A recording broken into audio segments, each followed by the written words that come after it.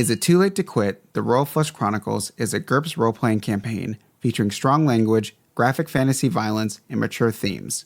For content warnings, please check the episode description.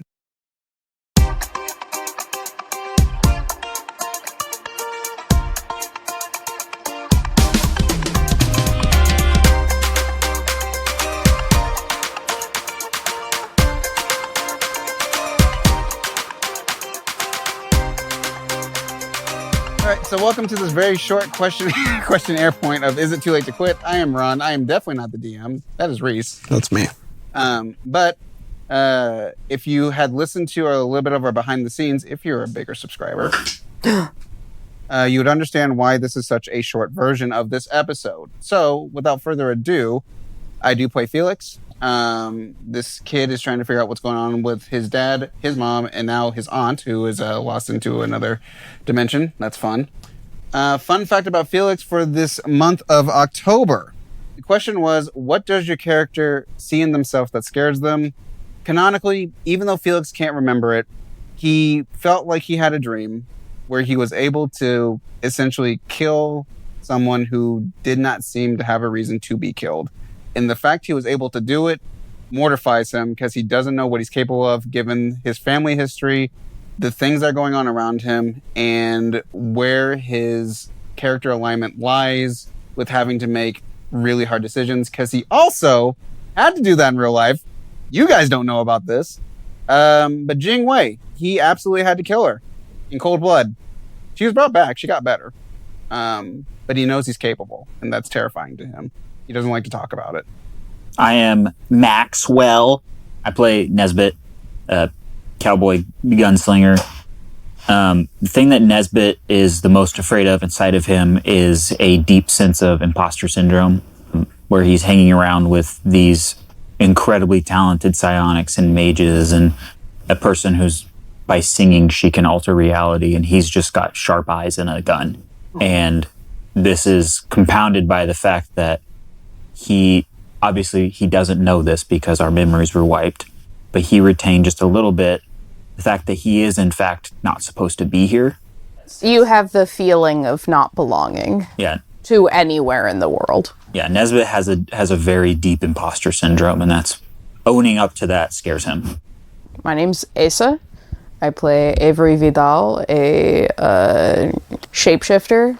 What Avery sees in themselves that scares them is the fact that they are very codependent on other people in their lives, whether it be the team or, hell, even the financial assistance from their parents, needing to be around people and connect with people at all times. And so if Avery was ever truly alone, not just even temporarily alone, they would shut down. Yeah, they would have no driving force. I need to hear the lore about how Avery and Nesbit met then, because that sounds like it'd be interesting. I don't think we ever did much beyond we worked together on a mission. And yeah, we worked together on a mission, and my character's super pally around, so we were like, hey, you want to hang out? And Nesbit was like, hell yeah. And I was in town, and I misinterpreted how Reese was doing a scene, and I just walked in, and that's how I joined the... It worked. It works. The personality of both of our characters, being that my character loves people, and your character is, I'm here now. Yeah. And nosy. It's like his core character trait. Avery cannot say no to a hangout. It would kill him to do so. She would die. I'm Wade. I play Christian. You know him, you love him. What's his last name? Von Hammersmark.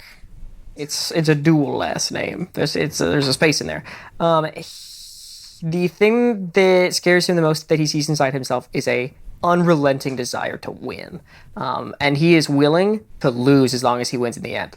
There's no wrong amount of price for anything. He will simply succeed, even if he dies at the end. When he's willing to keep a man hostage in his basement. I don't know what you could be referring to. If there were a man in a stasis pod in his basement. In a basement? Yeah. If basements exist. He lives in a condo. Good luck finding a basement. He lives on the top floor, you fool. Christian doesn't see it as black and white as my team, your team. However, like he understands that there's a multifaceted world. However, sometimes you do know an enemy, and that motherfucker's on the wrong team. So now he's mine, and he gets the joy of being on the right team now because he gets to help Christian. He's part of it. Congratulations. You're on the winning side. Yeah, fascism redeemed. You simply are mine now. But for the record, this is all hypothetical, right? Well, don't ask where my stats come from. Ooh, that's a good answer. Ooh, you and Christian and Apelli, fucking multi-track drifting right now, baby. Yeah. Yes. Although, if she becomes on the other side, I'm putting her in the fucking basement. You're going in the basement. What the fuck do you mean? I hope that we get more points at the end. I've thought many times, like, there are real scenarios where Christian takes out Apelli, or tries to, or is on an opposing side afterwards. But right now, she's super duper needed. There's a lot. And on her being on her side means you're gonna win. Well, also, I don't think there's been a situation where Christian has been like, definitely we're like not compatible on this. It's always been like, okay. Yeah, truly. I mean, there's a reason he's working for her. Christian's very pragmatic. Yeah, and until fascism's defeated, she's the most useful entity on the planet. Before she's anti-fascist. And after, when it sort of becomes like people living under tyranny, somebody may or may not be a godlike mage who can do whatever she wants, and that's not amazing. So I mean, Yeah, she's like kind of a fascist, anti-fascist. yeah, she She has her own form of fascism. But she controls nobody except for Felix. She's not a government entity over anybody but Felix. And so That's fair. Her nephew. as long as she keeps it that way. But yeah, I think Christian could challenge Apelli's like mentally. He could. She is Maybe. she I'm not is saying crushing win, I'm but saying, one like, person under her Yes, thumb. he and Apelli currently are on the same track. There's a real chance that diverges. I hope it doesn't. I don't think it'll. But yeah, they are both megalomaniacs. I feel like Apelli's family would have to die, and then Yeah. she would. Yeah. Yes. Apelli's a family woman first and foremost. As long as you don't But if fuck with that, you're good. If you take away the family, Could Apelli cast testicular torsion? Yes. yes, Sure. it is in the body control college. She can Is do it it with really? the gauntlet. Cool. I just saw. Testicular torsions. Not true testicular. It is. torsion. You can basically mold like Play-Doh other people's bodies, so you could twist their oh god, what's the name of the testes tubes? You know what I mean? Like Fallopian the tubes. Fuck it. Is the vas deferens the wiener tube? Oh, you're so right. Whoa, I haven't heard that word in Yes. yeah, since but that's high school. But I don't know what it is from the testicle to the wiener. That Little tube. yolks on her. Maybe that's a fun pain. Maybe that's a fun area. I'm gonna tell you, as someone who works in a hospital, no, because if the blood flow is cut off for too long, necrotic testes. Hey Reese, bless you. That's what they call me in high school. That is such a good band name. I know. Necrotic testes. I was gonna say that could be my Lancer call sign. Hello, everybody. My name's Kennedy. I play Rio. What is the question? What does your character see inside themselves that scares them the shit. most? Huge bitty. Too big. Back pain. No. I'm just kidding. Oh, titty too big. Earth shattering. Rio she realized this. I don't want to put like a date on it, but when she was younger, when she was getting into her voice powers, when she was really stepping into that role, she realized that she had a certain voice mechanic where she could control people, like mind control, and she's like, ooh, I don't like taking away people's agency. And now that she has been blessed with cosmic power, she's like, I could be really evil. yeah, she's like, oh, I could be a god, an angry god. No, I don't like doing it. Like she struggles with like I could make things Or- right by force if I wanted. Well, and also as a kid, I could imagine you accidentally doing that. Yeah, And being she like- has to sing though. Yeah, but like maybe performing as a kid or something, and then being like, wow. Or trying to do something else with your voice and accidentally doing that. And then being like, I was just fucking humming to myself. Yeah. And you did what I wanted. Gross. I'm not gonna think any less of you. It's good. It's yours. No one else uses it. I'm holding it.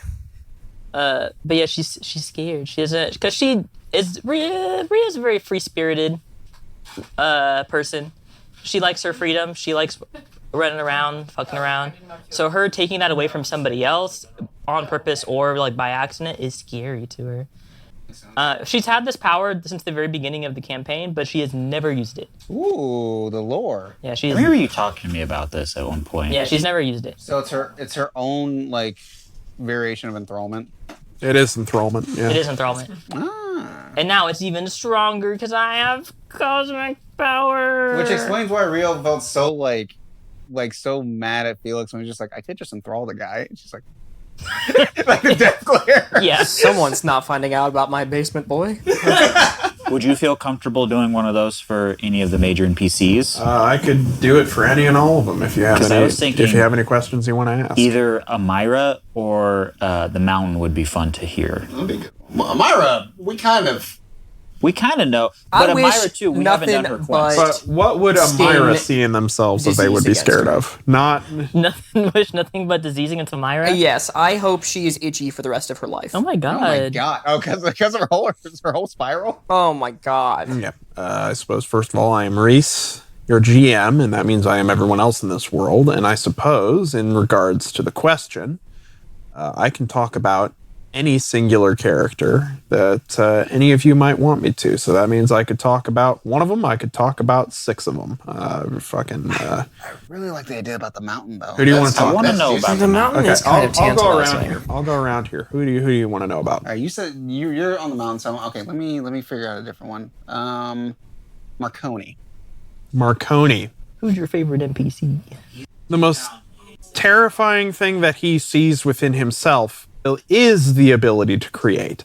His creative instinct Valid. is something that he simultaneously is the best thing about him and the worst. He's Oppenheimering. Yeah, I was like, he has given the best of himself to the worst people. He helped the order become as powerful as it is. He Who didn't though? You better keep that to your motherfucking self.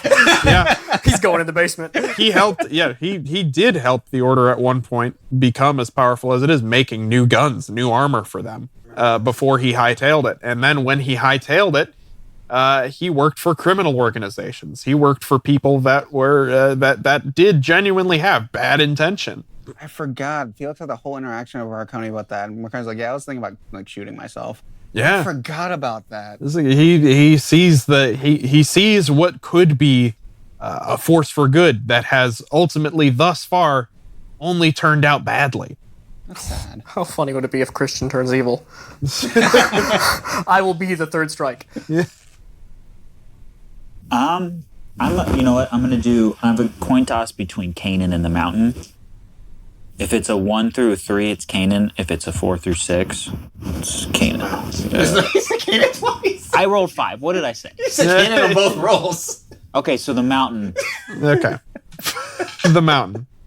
The most terrifying thing that the Mountain sees about themselves is, perhaps this is somewhat vain of them, weakness. The potential to fail. They see that they have they're juggling a lot of stuff. And with what they are attempting to do, which I haven't revealed quite yet, they do have a goal in mind. With the goal that they are attempting to achieve, they've got a lot of balls in the air. If any of them fall down, she knows that's on her. So is it the idea of failing herself, or is it the idea of failing others who are following her? Failing to achieve her goal.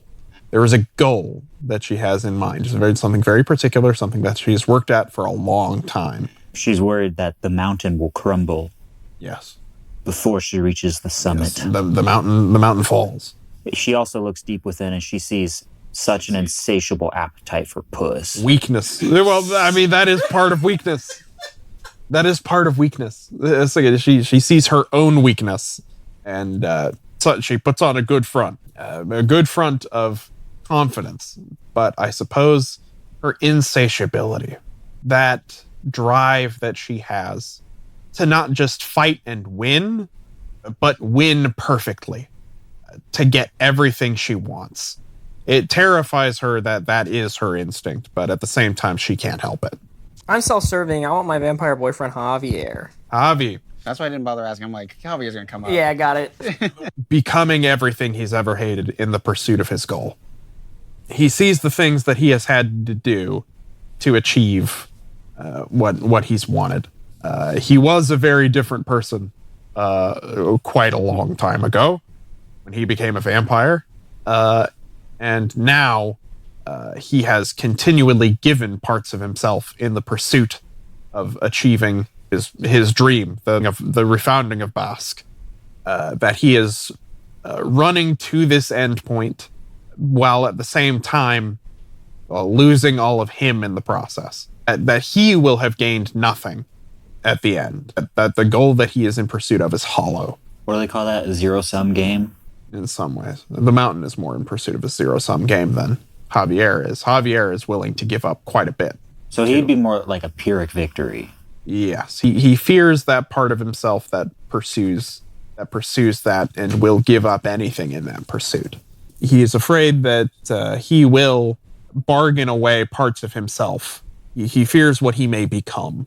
So it's like that I've gained what I wanted, but at what cost kind of thing. Yes. Oh man, that'd be so unsatisfying. Yes. Oof, the emptiness. What character I want to know about? Yep. Yeah, let me know about Clint.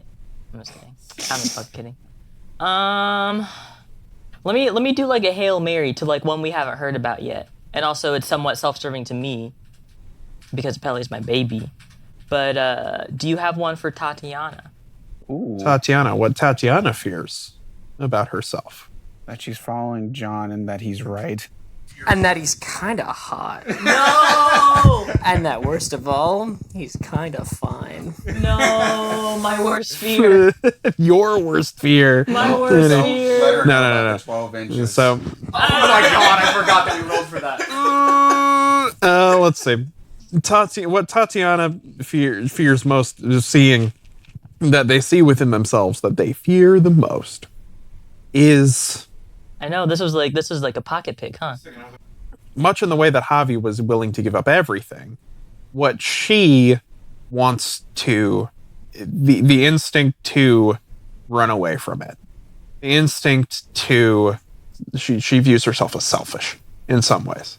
That selfishness of her to pursue this without letting her sister know, her family know where she's going, what she's doing. That is selfish of her. She knows that is something that all of them have gone without, and it's something that has hurt them. But at the same time, it's something that she has to do. And this fear of where will that instinct take me next?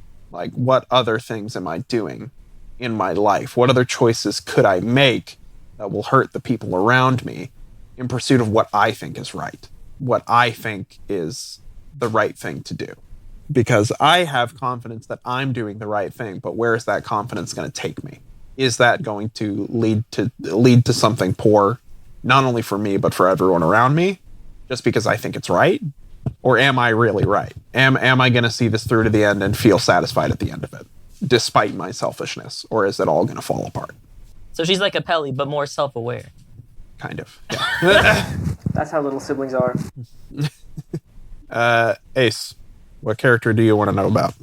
Max. Tatiana is a Pelle's sister, by the way. What NPC we want? I was gonna ask later. Okay. Inside themselves. Gabriel. Gabe. What does Gabe fear most about themselves? I love Gabe.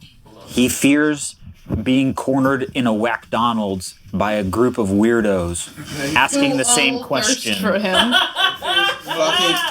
Fucking a monster and getting an uncurable STD. Yo, real.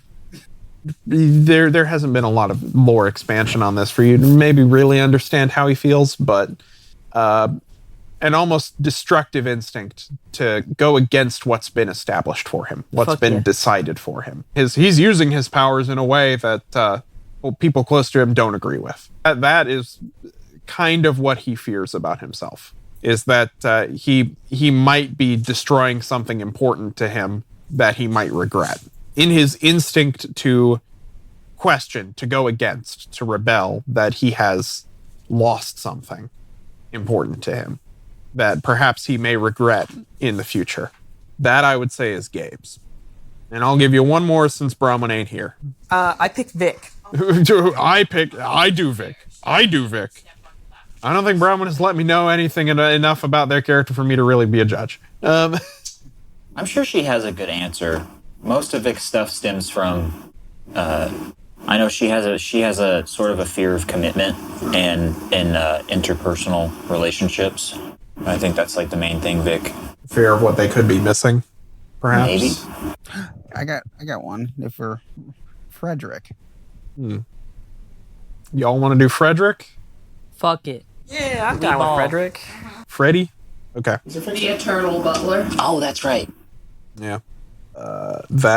What he fears within himself the most. Because I'm trying to just keep it focused inward and not outward. Ron stuck his tongue out at Jazz, and she got up and turned around. Perhaps a fear that he has chosen the wrong path. That's a real one. That he has spent, and perhaps shall spend, an eternity serving the Riuna household. Fuck yeah. That is his chosen path. Or perhaps that he is serving in the wrong way. That he has chosen to be more servile than someone who could guide. I mean, he did save Campaign 1 characters. I know for sure he helped Felix grow up. He's worried that he could be being an Alfred. Alfred was a lot better at guiding than Freddy is. Yeah, he's simply passive. Yeah. That he is. Yeah, that he is too passive in his service.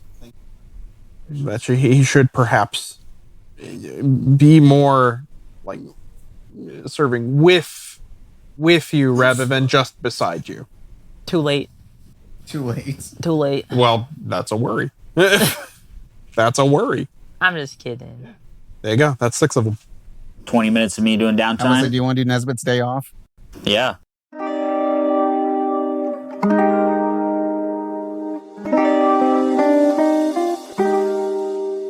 Something I texted you about this a while ago. Yes. It's been quite a while since I've been able to do a normal session, but Nesbit has been absolutely tweaking about feeling responsible for Apelli being sent to hell because he had the bright idea to grab the sword and show it to her. He is freaking out over the fact that Khan approached him, gave him a mind shield ring, and he took it without considering maybe Khan is lying.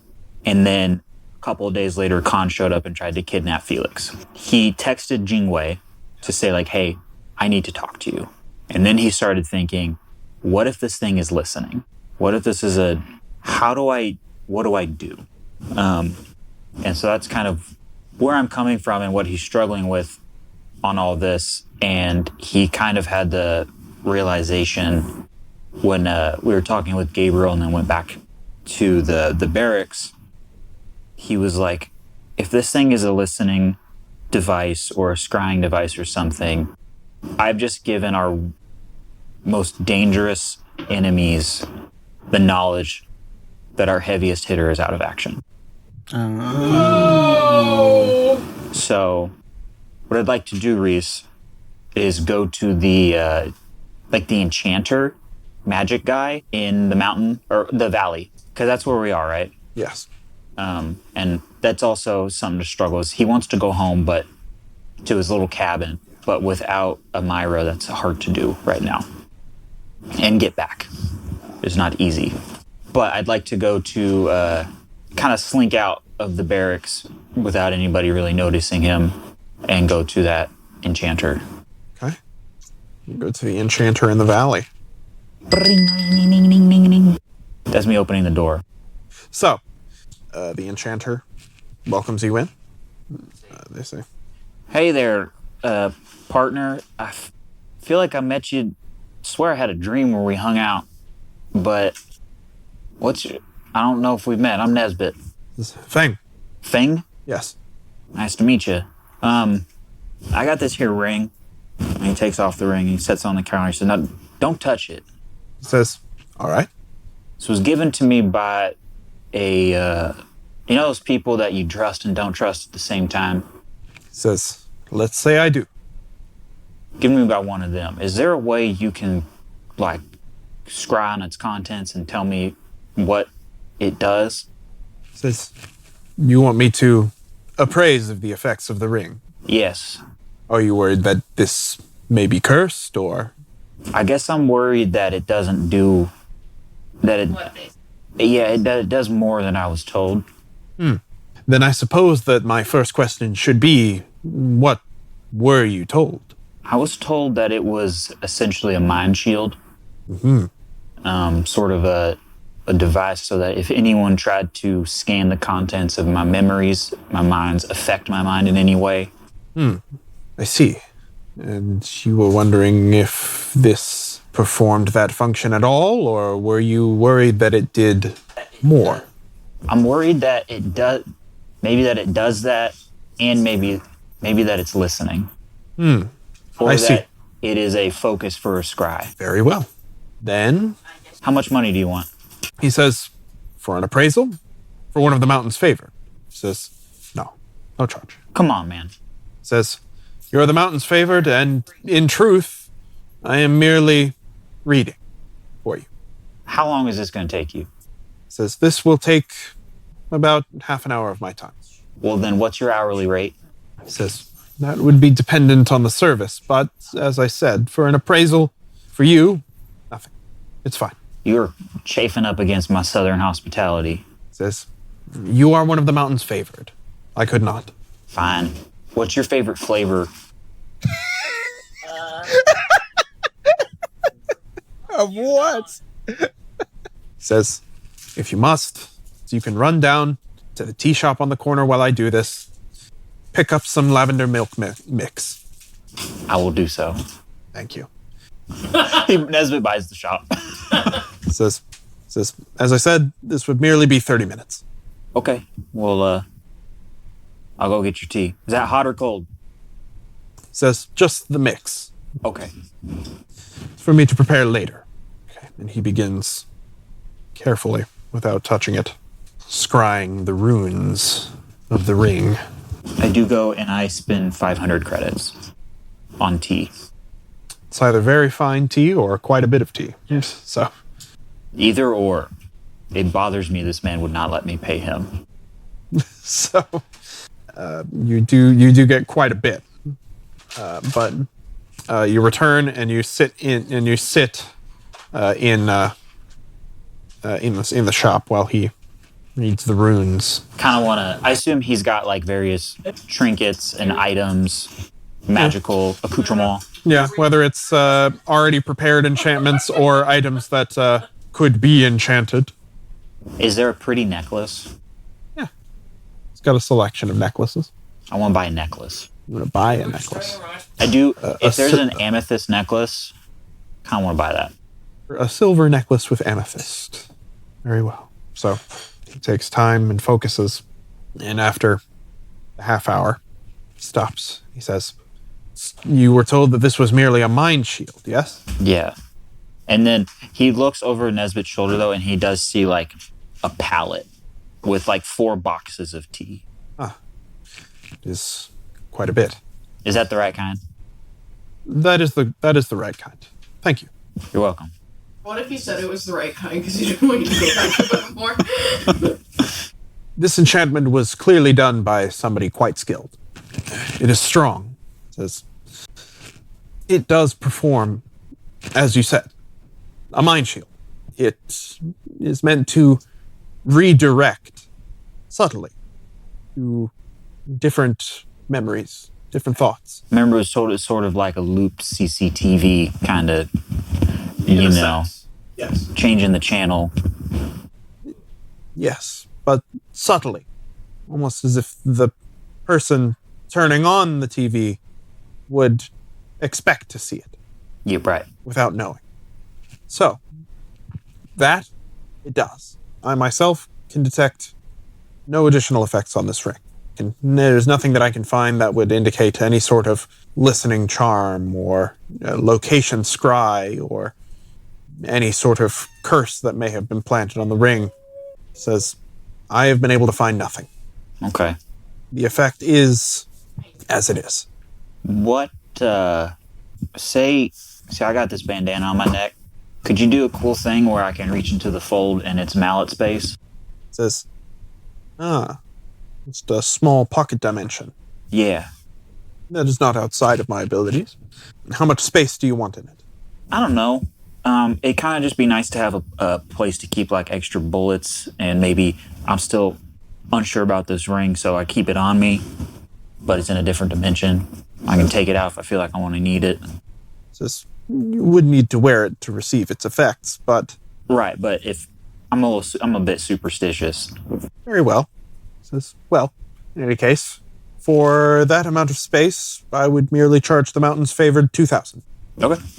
Very good. So are we talking maybe like a small box space? In essence, enough to fit maybe a few magazines of spare rounds. Yes, small things.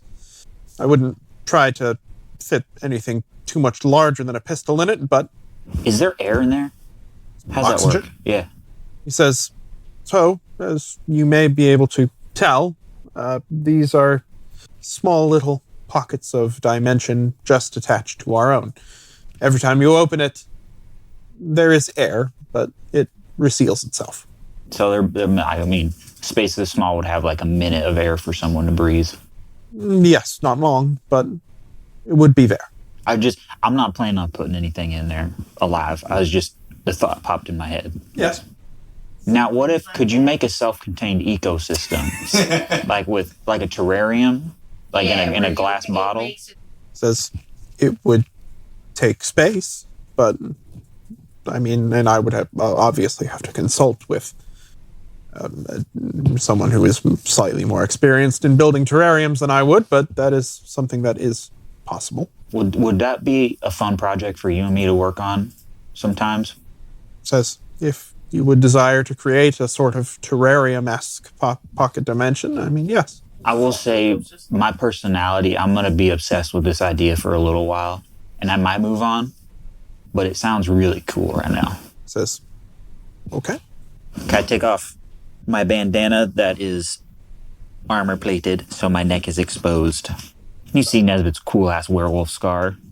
So it'll take a day or two for me, but yes, I can get it finished. I've put down $2,000 in cash. Thank you. I'll get to work on it. Now that I am feeling a little better about the ring not listening, I wanted to talk to Jingwei still. But I kind of wanted to, now that I'm feeling a little more confident, I don't know, Nesbit's nervous about letting anyone other than Jingwei know that he parlayed with the enemy. Jingwei is the one you want to talk to, then? Yeah. You contact Jingwei? Where are you meeting up? It's a good question. Guess if the mountain has like a secure room that she uses for meetings or something that she'd let us go into. Jingwei is not allowed down here. That's right. Then I'll text Christian and say, can I come to your apartment to talk to Jingwei? Of course, Jingwei does not live here. Where did she go? She has her own place now. And then I'll the address, though of course you're welcome in. I will text you back. I'll say, do you want to play later? Winky face. Play. Oh my god. Is this drugs? Is this Xbox? Doesn't matter what we're playing. I'm out of bad answers here. These all work. He says, cool. Jingwei doesn't talk to me, so I didn't know. Okay, I show up at Jingwei's apartment with boba tea. Peace offering, if you will. He brought boba tea. He's like, what is it? So, you show up to, in Minamori, there is a apartment tower. Jingwei is on one of the lower level units. Nesbit takes the stairs. buzz her apartment door. Shortly thereafter, the door slides to the side. You see Jingwei in a black tank top, button up, a green button up tied around her waist with black jeans. She's rocking the She-Go look right now. Yeah. Nesbit's wearing Fuck, my mic was not on for that. No. Shit. My mic's not on either. It's background, like it's residual background, so you'll hear it in the back. Very, very quiet motorability. Well, no, the conversation I had with Nesbit. Yeah, no, that's in the back too. he'll do the compressor. Okay. He'll do the compressor. That's what I do. Oh, I gotta see his batteries. I guess Nesbit is wearing he's wearing blue jeans and some sneakers and a green flannel shirt. Okay. Jingwei is leaning against the doorway. Says, "You wanted to talk?" Hi, Jingwei. I brought boba tea. Thanks. What kind? Jasmine? Is that a question? Okay. I think there's definitely sugar in here. Which one? I just said 2 boba teas, sir. I've never had these, but I figured She you would grabs like one out of them. your hand. Says, What is these eggs? What is this? "Come in." No, he doesn't know what The boat. Yeah. Yummy. The apartment that you step into is rather small, Like a studio? like a small Japanese studio. So it is one room, tiny little closet door on the way in that Jingwei points out as the bathroom. A lofted bed built into the wall above her desk. So this is like a step above a fucking coffin room. She has a little window. You see on her desk there is a half-burnt stick of incense, but there is... That's a 7 perception. What flavor was that incense? Flavored. Okay. Scent? What scent is it? Is it dragon blood? No, just sandalwood. Okay. Simple. Other than the little laptop that she has on her desk, she doesn't appear to have a whole ton of stuff in here yet. Pretty Spartan setup she's got going right now.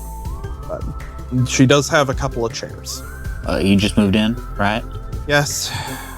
Not a whole lot yet, but I still have to get my own stuff. Apelli didn't let me keep the IKEA furniture. Do you have enough? Do you have enough? Here. Do you got enough money? Do you want to go shopping? That's a later thing. You wanted to talk, so Right. sits down at a chair, desk, and she sips at the boba and then puts it back and puts it on the desk. So Don't have to worry about coasters. I don't have any yet. I've never used a coaster in my life. It's fine. I don't know if you probably didn't notice my jewelry. That bunch of jewelry that you always wear? Right. So I was kind of hoping no one noticed that I'd added a ring. So you know Khan, right? I'd like to think we all do, yes. He's kind of like the bad guy. Kind of is a little light, but yeah, sure. Yeah, right. He showed up at my house and helped me fend off a wave of Intarans that also were there to kill me. Because I don't know if you know this, we're famous. I'm somewhat aware of that, yes. We're on TV. People know who we are. It's kind of freaky. Yeah. So he showed up under the guise of some horticulturalist, didn't know shit. I knew it was off right away. And then after we had kind of killed everybody, he kind of asked me to come to his side. And you're the person I wanted to approach about this the most because I feel like you've had the most suffering at Apelli's hands. I kind of thought that it was going to be a sort of thing where I was kind of a bad guy for a while sort of thing. But sure, go ahead. The first day I met Apelli, I watched her turn an innocent person into bugs for fun. And that really got to me. And I wonder a lot, is she the baddie? Are we backing the wrong horse? Says, that is a question. And then on the other hand, I know for a fact, Night Stalker is insane. She's hunting down her old friends and killing them. Khan is a uber powerful robot. Fucking whoever, Scourge, right? Scourge is fucked up. It's like zero possibility that Scourge is any chance we could like save her from her hell corruption or whatever, right? Like she's toast. And that's who he's set himself up with. But I just feel I had a dream that felt really real of Amira telling me that it doesn't matter what we do or what we say. If we go against Apelli, she will use her powers to make us with her. We just won't be in control of ourselves anymore. And I've been struggling with that. But then when we were out in the desert, and this was like fucking 2 days after Khan came to me, we're out in the desert, he's fucking twisting Felix's spine and trying to carry him off. So I'm like, I don't think that's the right call, is to go with this guy at all anymore. I'm sure you're thinking this is a bad thing to talk about because Apelli's going to read our minds, right? There's maybe a little, but... Well, this ring that I'm wearing, Khan gave me, and it is a mind shielding ring. And I kind of thought maybe it's more, so I had an enchanter look at it. He didn't find anything. Anything other than, I started thinking maybe it's listening. Maybe Khan now knows that Apelli's stuck in hell. And I guess I just wanted to come to you and spill my guts and talk this out. Okay. So to be clear about anything that you just told me, you've told no one else? No one. Including the whole Khan visited you and you fought a bunch of guys and... No one knows that. Not even Gator. Okay. So were you wanting to see if I shared your concerns or just insight? I guess both. Like I said, Apelli kept you locked away in a room. It was just you were basically a slave for her for quite a while. Yeah. Well, even getting out of that was a little bit of a process. If you were wondering if I share your concerns, yes, absolutely. I don't think that you'll find any small sentiment in our group that Apelli is off. As it is, with Felix's memory has been modified. It's hard not to question whether we have had the same thing happen. But my perspective is this. In your dream, you said that Amira thinks that no matter what we do, we're working for Apelli. Yeah, she said there is no out. There is no out. She basically told me you either turn around and you walk out the door, or you're on a conveyor belt till the end. Yes. And in regards to many of us, I would agree that is likely true. As for Felix, it might be somewhat different. But for the rest of us, if we prove ourselves to be so useful, I don't see her letting that go for no reason. Right. So, my perspective is this. The enchanter said that there is no other enchantment on that ring. He did say, and this is another reason why I had to come to you, because you're my best magic friend. Okay. And I thought maybe you could look at it too and see if you could pick up anything. I can. Because he said the spell is powerful. It would be. And it just, the more I thought about it, I was swept up and just, Khan was pretty badass and we killed a bunch of guys together. You got that like kind of blood frenzy bond. And I was just kind of going with what he said at the time. But the more I thought about it, the more I was like, man, this is like a perfect trap. Well, it would likely be my father's work. I can recognize it. I'd say I'm nervous to have anyone else touch it. Is any particular reason why? Superstition? You're more magic than me. If you want to touch it, you can touch it. Pick up the ring. She puts her hand at it and focuses. This is definitely my father's magic. They have made other rings like this. I'm sure you're aware. My father enchants those rings as well. The enchantment on this ring is similar to those, but different. Mental redirection is one of the standard enchantments of the rings.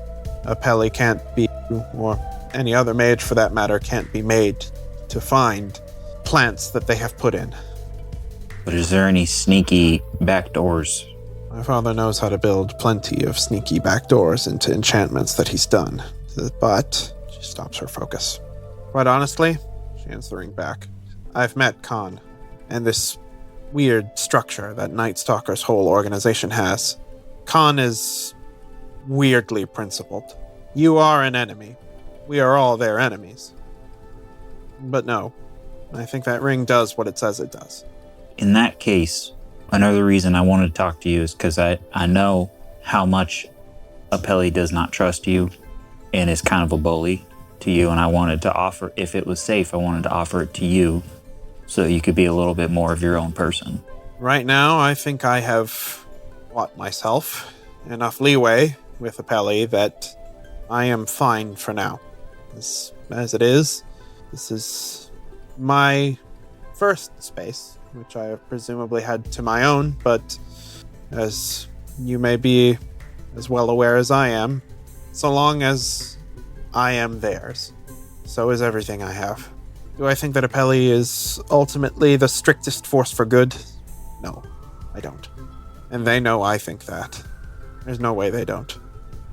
In some ways, I don't think they care what I think. But I don't think Night Stalker and theirs are necessarily anything good either. No, like I said, I got Khan's a good talker, and I was fired up. He showed me, he got a really cool gun, and he showed me, and that's kind of like a love language for me. It's just, cool gun. Sure. And, so you don't want it? No, keep it. I do have an idea. What is your plan? She's fucked with Felix's head a lot, right? Yes. Now, obviously, I could, propose to him or something and get him to wear the ring, but I haven't... propose to Felix. I have an idea, too. What if we melt the ring down into a bullet, and me and Felix are at the range together practicing our aim, and I accidentally shoot him in the thigh? Jesus! And so it gets lodged in him, and he is technically wearing it. That is... And then I do my medicine stuff, where I do, beetle wings and shit. Mm-hmm. Which, just between you and me, I'm absolutely winging it 90% of the time on that. But I do it to him, and I tell him, I'm sorry, this is lodged in there. If I take it out, you'll bleed to death. It hits your femoid, And I just patch up the wound, leave the bullet in there, and then Apelli can't mess with his brain anymore.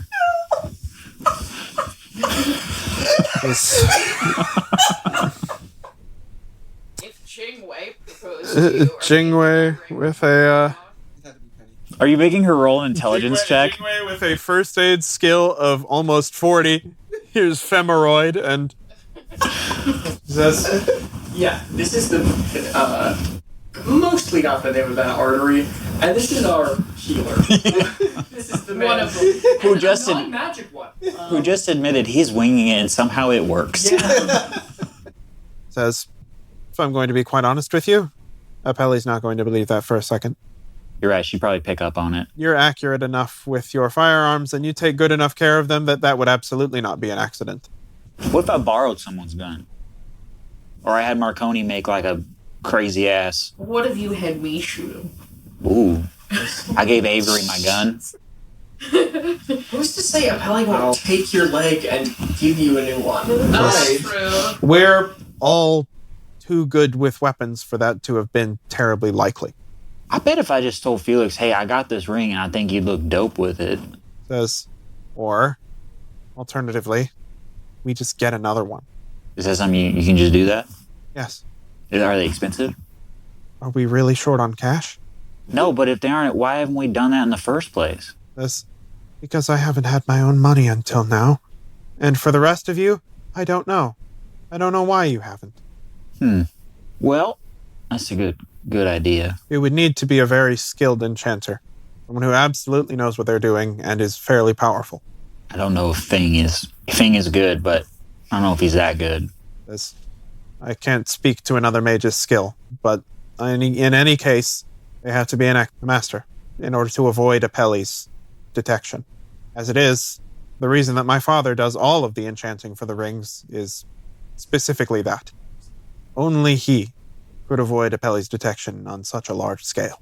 See, but that's what keeps inkling in the back of my mind is he made all this, and what if he put in a little back door that lets him, snap, I'm looking at Nesbit's ring, what's going on there?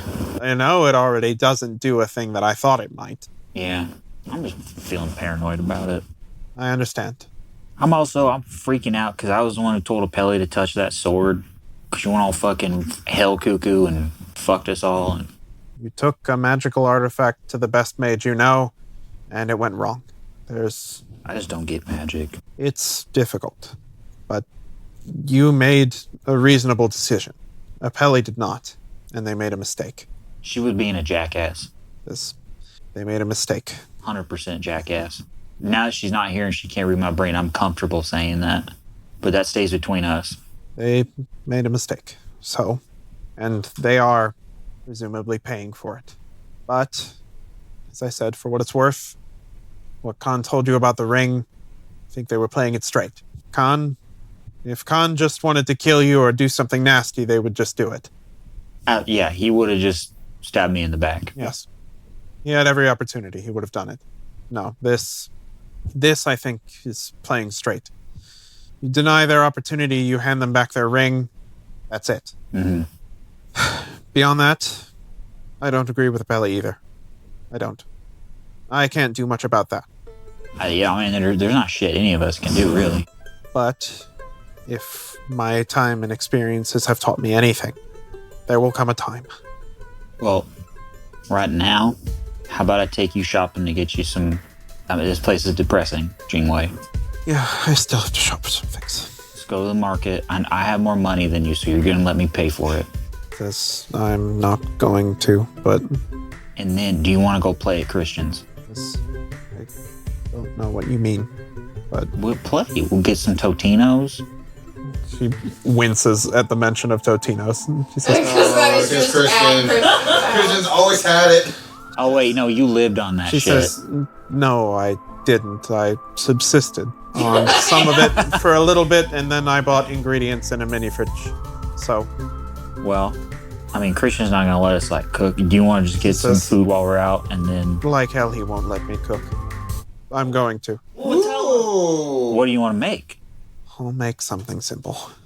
Make some mappa. Oh, that sounds. What's the thingy where it's cubed sirloin steak and you have that on ramen?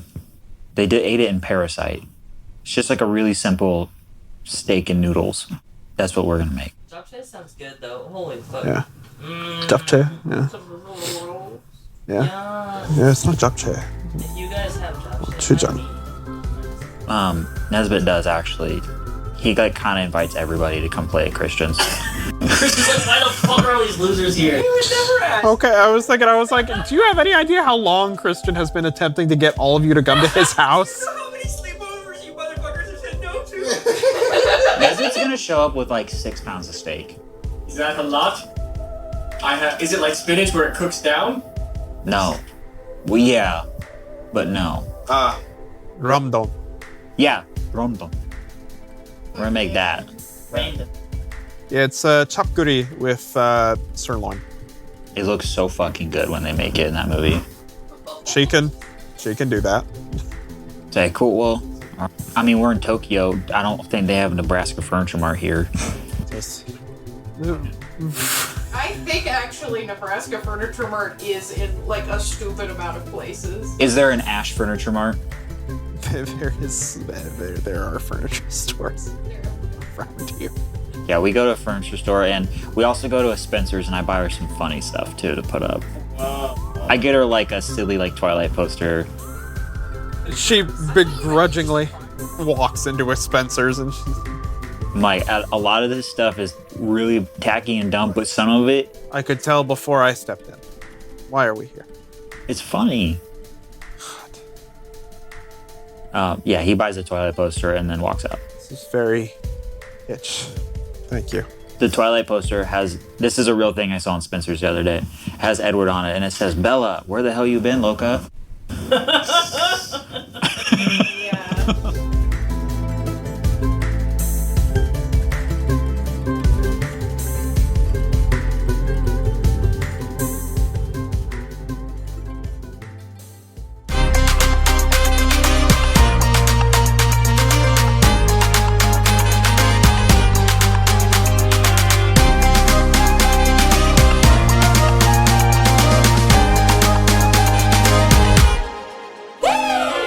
it Too Late to Quit? The Royal Flush Chronicles is a GURPS campaign featuring Reese Trail as our GM, Kennedy Simpson as Rio, me, Ronald Wilkins II as Felix, Asa Trail as Avery, Wade Harder as Christian, Bronwyn Brubeck as Vic, and Maxwell Ravenscroft as Nesbit. Music crafted by iDream Beats LLC and produced by Cosmic Adams Sound Studios, creating an immersive soundscape and top-notch production for every episode. A special thanks to Reese for his creative storytelling and universe crafting, making every session unforgettable.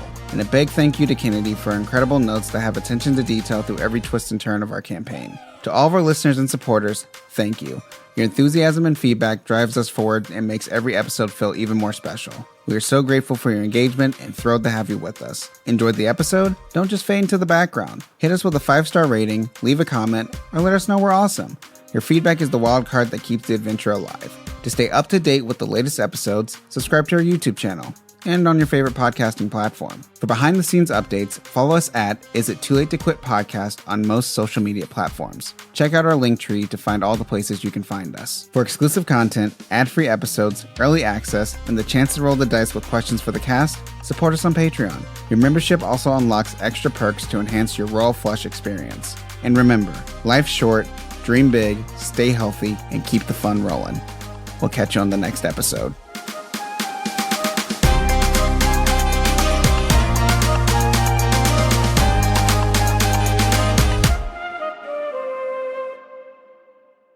What's his fucking name? Fucking little shrimp. More like his because he's a freak. Yeah, exactly. Jesus, all You right. might have to cut that out, Ron. Christ. Okay.